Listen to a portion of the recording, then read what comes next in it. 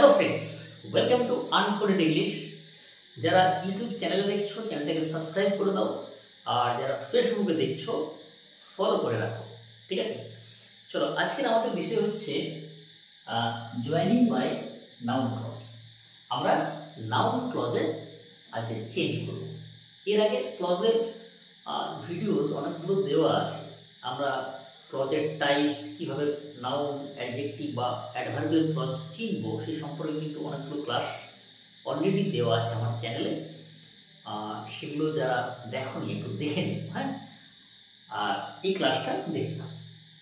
দেখো, এই যে নাউন ক্লজ, এটা করার আগে আমরা নাউনটা একটু বুঝে নিই।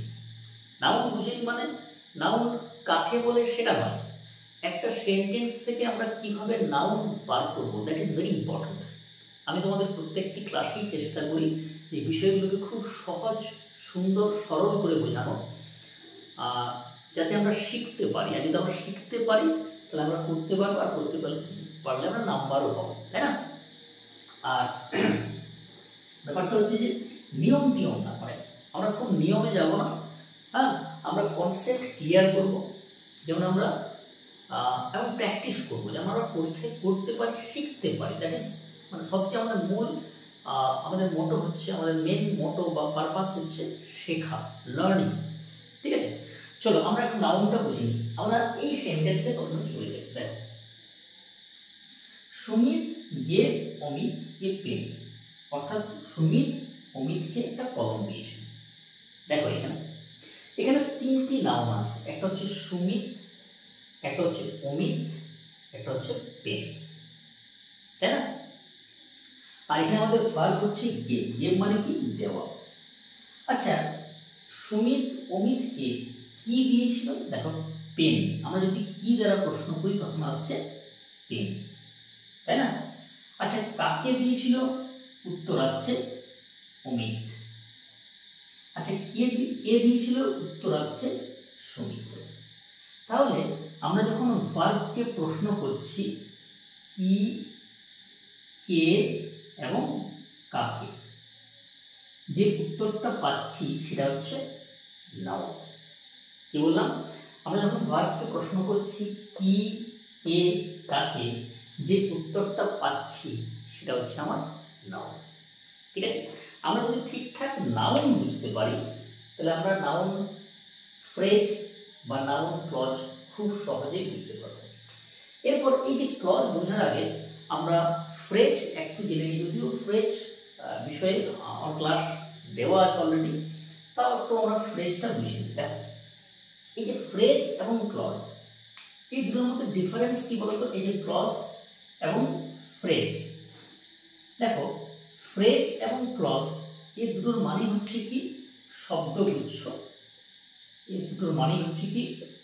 শব্দগুচ্ছ, অর্থাৎ group of words. Group of words. ঠিক আছে,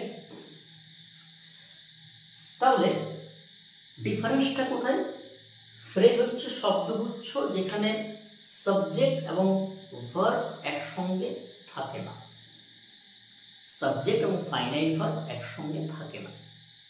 এবং ক্লজ হচ্ছে যেখানে সাবজেক্ট এবং ফাইনাইট ভার্ব মানে কি? যে ভার্বটা সম্পূর্ণ অর্থ প্রকাশ করে, বা যে ভার্ব দেখে টেন্স চেনা যায় তাকে বলা হয় ফাইনাইট ভার্ব। ঠিক আছে, তাহলে ফ্রেজে কিন্তু সাবজেক্ট ভার্ব একসঙ্গে থাকে না, আর ক্লজে কিন্তু সাবজেক্ট ভার্ব একসঙ্গে থাকে। ঠিক আছে, ক্লিয়ার হয়েছে? এরপরে দেখো, আমরা এখানে চলে আসি যে আমরা কিভাবে ক্লজটাকে বার করব। তারপর আমরা নাউন ক্লজে জয়েনিং করব দুটো সেন্টেন্স। আচ্ছা দেখো, এই যে ক্লজ, আমরা ক্লজ করেছি, সেখানে দেখবে ক্লজ তিন রকমের আছে, তিনটি আছে ক্লজ। একটা হচ্ছে প্রিন্সিপাল বা পিসি, একটা হচ্ছে সাবঅর্ডিনেট বা এসসি, একটা হচ্ছে কোঅর্ডিনেট ক্লজ। কিন্তু আমরা যদি মেনলি দেখি তাহলে পিসি, অর্থাৎ এখানে দুটো পাবো, প্রিন্সিপাল ক্লজ, প্রিন্সিপাল, এবং আরেকটা হচ্ছে সাবঅর্ডিনেট ক্লজ, বা এটাকে আমরা সহজে বলছি এসসি। কি বলছি? এসসি। তাহলে এই যে সাবঅর্ডিনেট ক্লজ, এর আবার তিনটা ভাগ রয়েছে। একটা হচ্ছে নাউন ক্লজ, অ্যাডজেক্টিভ বা রিলেটিভ ক্লজ, আর একটা হচ্ছে অ্যাডভার্বিয়াল ক্লজ, তাই না? তো এখানে আমাদের বিষয় হচ্ছে যে নাউন ক্লজ।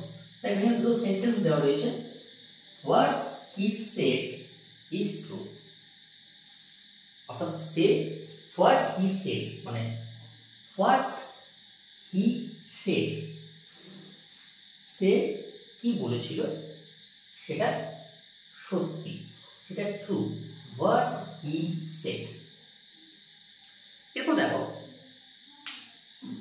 এখানে দুটো ক্লজ, প্রত্যেকটাতে দুটো ক্লজ আছে। একটা হচ্ছে হি সেড অর্থাৎ সে বলেছিল, দেখো সাবজেক্ট ভার্ব আছে, তাই না? এবং প্রিন্সিপাল ক্লজ মানে কি, যে ক্লজটা স্বাধীনভাবে অর্থ প্রকাশ করে, তাহলে এটা হচ্ছে আমার পিসি। আর আমি যদি বলি হোয়াট ইজ ট্রু, কি হয় সত্যি, এটাতে হয়ে গেল এসসি। আর আমরা জানি যে এসসি হচ্ছে মানে যেটা লিঙ্কার ডাব্লিউএইচ ওয়ার্ড, তার পরবর্তী অংশটা এসসি হয়। এসসির মধ্যে কিন্তু ডাব্লিউএইচ ওয়ার্ডটা থাকে, সেটা এসসি হয়। এরপরে এই যে নাউন ক্লজ, এই নাউন ক্লজ এখন নাউন মানে কিভাবে কাজ করে, একটা সেন্টেন্সে নাউন কাজ করে হয় সাবজেক্ট না হয় অবজেক্ট। এর দুটো জায়গা, নাউনের দুটো জায়গা আছে, হয় সাবজেক্ট না হয় অবজেক্ট, হয় সাবজেক্ট না হয় অবজেক্ট। এরপর দেখো এই যে ইজ, এটা হচ্ছে আমার কি ভার্ব, তাহলে এই যে ভার্ব, এই ভার্বের পুরোটা হচ্ছে সাবজেক্ট, এটা কিন্তু কাজ করছে অ্যাজ এ সাবজেক্ট হিসাবে।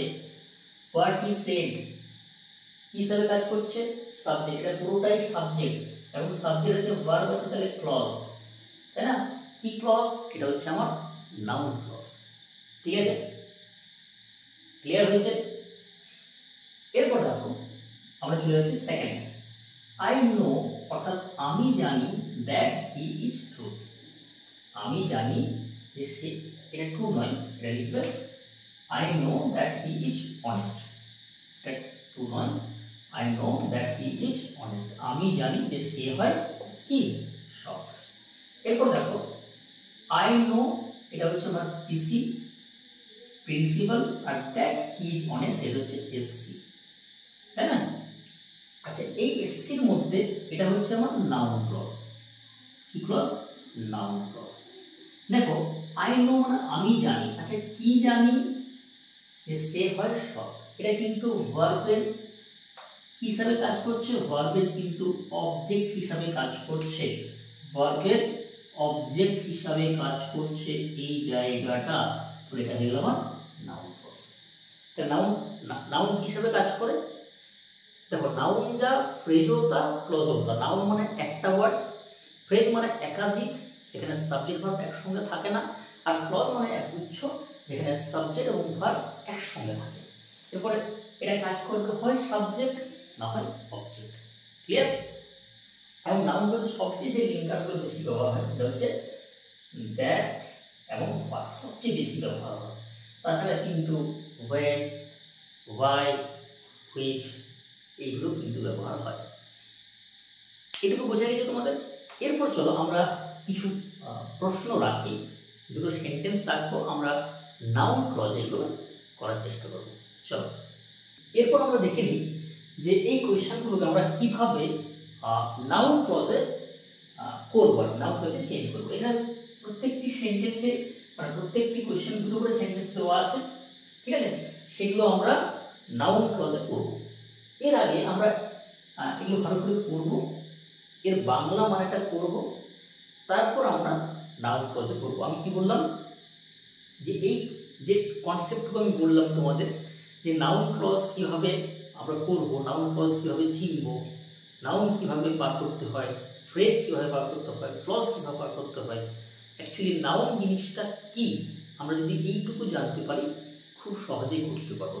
এবং তারপর হচ্ছে প্র্যাকটিস, যত প্র্যাকটিস করবে তুমি খুব সহজেই করতে পারবে, আপনা আপনি করতে পারবে। চলো আমরা চলে যাই sentence. She will return. The time is uncertain.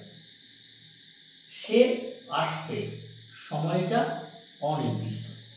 মাথায় রাখো ভালো করে, যদি কোনো সেন্টেন্সে টাইম কথাটি থাকে তখন কিন্তু লিঙ্কার কি বসবে? when। মাথায় রেখে দাও, যদি টাইম কথাটি থাকে সেক্ষেত্রে কিন্তু লিঙ্কার বসবে when। তাহলে কি হবে? she will return, অর্থাৎ when she will return কি হবে?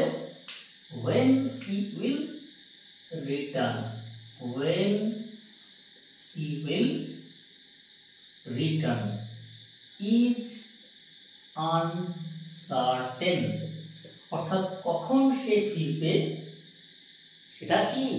অনির্দিষ্ট। তাহলে এইটুকু আমার কি হয়ে গেল? নাউন ক্লজ, তাই না? এটা কিন্তু এই যে ভার্ব তার সাবজেক্ট হিসাবে কাজ করছে। বোঝা গেল? চলো 2 নম্বরে চলে আসি। The earth is a planet, পৃথিবী একটা গ্রহ। উই নো ইট, আমরা এটা জানি। তাহলে আমরা কি জানি? যে পৃথিবী একটা গ্রহ। তাহলে এটাকে আগে নিয়ে চলে এসো, কি বলবো? We know that the earth is a planet. Clear? তাহলে এইটুকু হয়ে গেল আমার নাউন ক্লজ। এটা কি বলতো? এই যে নো, এই ভার্বের অবজেক্ট হিসাবে কাজ করছে, তাহলে এটা হয়ে গেল নাউন ক্লজ। খুব সহজ না? খুব সুন্দর। এইভাবে কিন্তু তোমাদের করতে হবে, ঠিক আছে? এরকম পার্ট আমি নিয়ে আসবো। এটা হচ্ছে আমাদের পার্ট 1, হ্যাঁ, নাউন ক্লজে রূপান্তরিত। এটা হচ্ছে আমার পার্ট 1। এইভাবে আমি তোমাদের অনেকগুলো পার্ট করিয়ে দেবো, ঠিক আছে? ফলে তোমাদের সুবিধা হবে।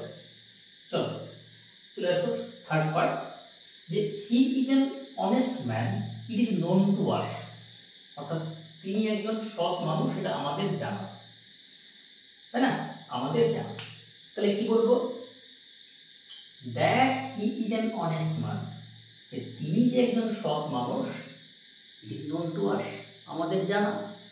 তাহলে কি বলবো? That he is an honest man is known to us। তাহলে এইটুকু হয়ে গেল আমার নাউন ক্লজ, তাই না?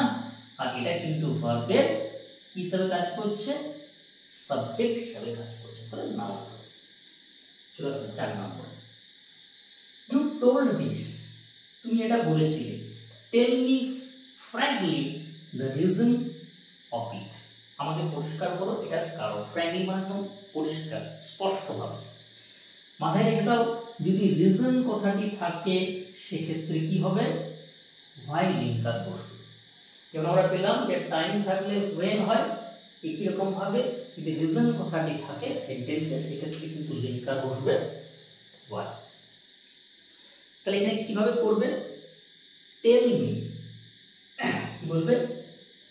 টেল মি হোয়াই, আচ্ছা টেল মি ফ্র্যাঙ্কলি করবে। Tell me frankly, tell me frankly. আর রিজন দিও না, কারণ রিজন মানে তো আমি হোয়াই কেন বলছি। Tell me frankly why you told this. তাহলে এইটুকু, এই যে হোয়াই ইউ টোল্ড দিস, আমরা জানি যে লিঙ্কারের পরবর্তী অংশটুকু এসি হয়, সাবঅর্ডিনেট ক্লজ, এবং এর মধ্যেই নাউন ক্লজ হয়, তাই না? এটা হয়ে গেল এই যে টেল মি ফ্র্যাঙ্কলি, এই যে tell me frankly, tell me বলা, এটা কি হিসাবে কাজ করছে? এটা কিন্তু একটা অবজেক্ট হিসাবে কাজ করছে। ক্লিয়ার হয়ে গেল? Tell me frankly why you told this. Okay, চলো এরপর চলে আসি আমাদের লাস্ট কোশ্চেন, যে ইউ লিভ সামওয়্যার, তুমি কোথাও বাস করো। Tell me the place. আচ্ছা বাবু, প্লেস কথাটি আছে, প্লেস কথাটি থাকলে কি হয়? প্লেস কথাটি থাকলে কিন্তু ওয়্যার বসবে, লিঙ্কার কি বসবে? ওয়্যার। দেখো এই জিনিসগুলো একটু মাথায় রাখতে হবে, ঠিক আছে? নিয়ম না যেটা থাকলে ওটা হয়, মানে ব্যাপার হচ্ছে নিয়মের না। হ্যাঁ, আমরা নিয়মে যাব না, আমরা ছোট ছোট জিনিসগুলোকে মাথায় রাখবো।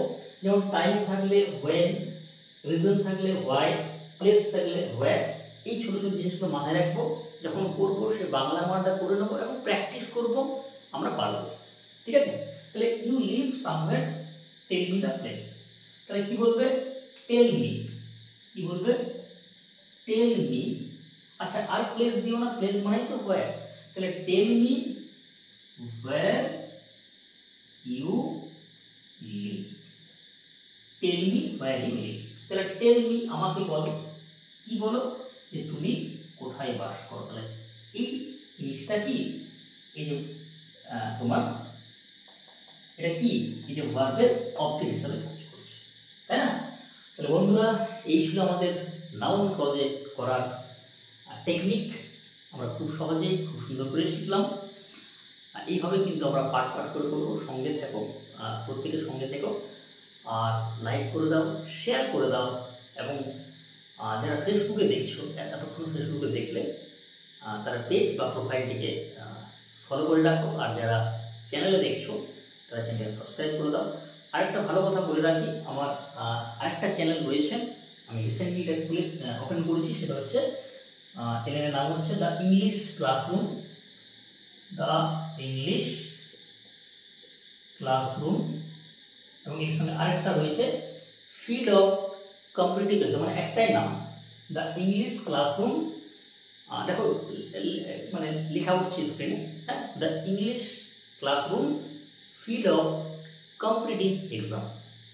ঠিক আছে, এই চ্যানেলটা হচ্ছে পুরোপুরি চাকরির পরীক্ষার জন্য। যারা চাকরির পরীক্ষার প্রস্তুতি নিচ্ছ, একদম এক্সাম ওরিয়েন্টেড ক্লাস তোমরা এখানে পাবে। ঠিক আছে, ফলে এই চ্যানেলে যাবে, চ্যানেল সাবস্ক্রাইব করে রাখবে। এখানে কিন্তু নিয়মিত চাকরি পরীক্ষার জন্য ভিডিওস আসবে, সেটা এসএসসি হোক, পিএসসি হোক, নার্সিং হোক, টেট হোক, ডাব্লিউপি, কেপি, যে কোনো পরীক্ষা। এখানে অবজেক্টিভ ইংলিশ আছে। এই ভিডিওসগুলো, অর্থাৎ এই চ্যানেলে এই ভিডিওসগুলো তোমরা প্রচুর পরিমাণে হেল্প করবে। ঠিক আছে, তাহলে ক্লাসটা আজ এই অবধি থাকলো। দেখা হচ্ছে পরবর্তী ক্লাসে। Okay, thank you very much, by.